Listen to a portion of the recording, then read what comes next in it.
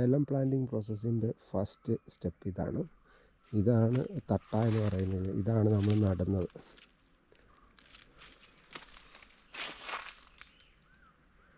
ഒരു തട്ട നമ്മൾ നട്ടു.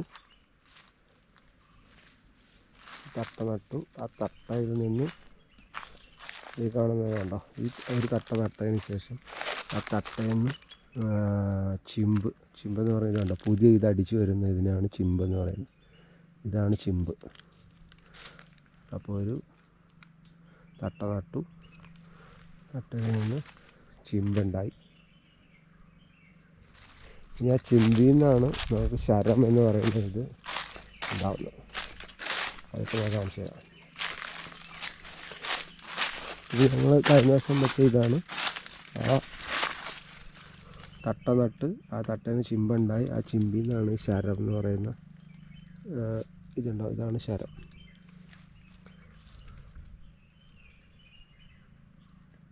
ഈ ശരത്തിലാണ് കായ ഉണ്ടാകുന്നത്.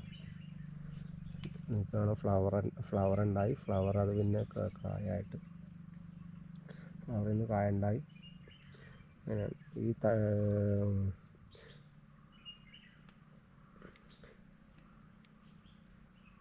ഈ ശരത്തിൽ ഇത് കണ്ടോ, നിങ്ങൾക്ക് കാണാം. ഈ ശരത്തിൽ ഇതാണ് കൊത്തെന്ന് പറയുന്നത്. ഈ കൊത്തിലാണ് കായ ഉണ്ടാകുന്നത്. നോർമലി ഒരു നല്ല ചെടിയാണെങ്കിൽ ഒരു ശരത്തിൽ ഒരു 25 to 30 കൊത്തുണ്ടാവും. ആ കൊത്തിൽ ആണ് കായ ഉണ്ടാകുന്നത്.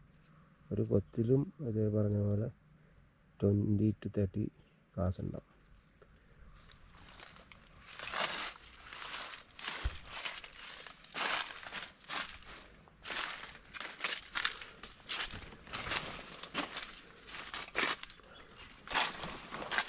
ഇതെല്ലാം ഞങ്ങൾ കഴിഞ്ഞ വർഷം വെച്ച ചെടികളാണ്. ഇതൊന്നും ആദായമായിട്ടില്ല. നോർമലി ഏലം നട്ട് ഒരു 1.5 വർഷം കഴിയുമ്പോഴത്തേക്കും അത് ആദായം തരാൻ തുടങ്ങും.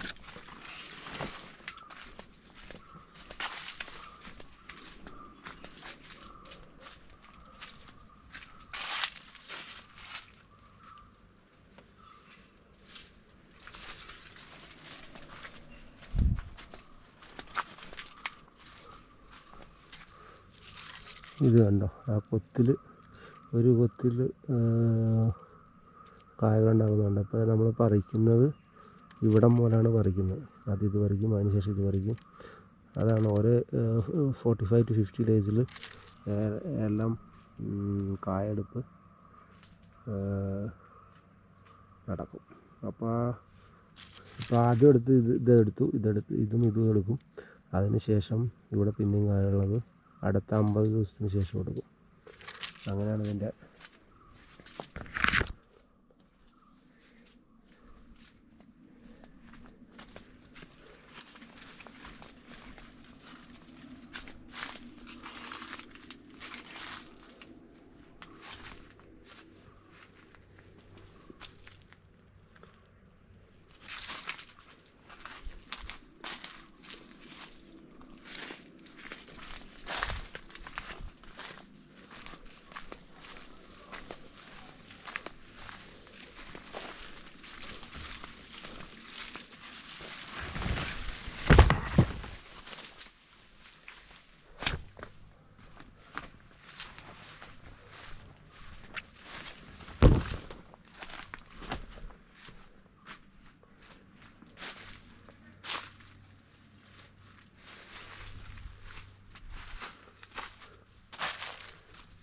ഇത് കണ്ടോ, ഈ കൊത്തിൽ ഉണ്ടായിരിക്കുന്ന കായകൾ കണ്ടോ.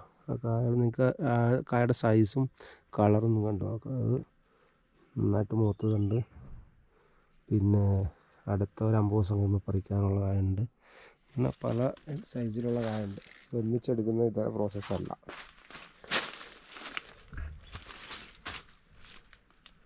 ഈ ഏലത്തിൽ തന്നെ ഡിഫറെൻറ്റ് വെറൈറ്റീസ് ഉണ്ട്.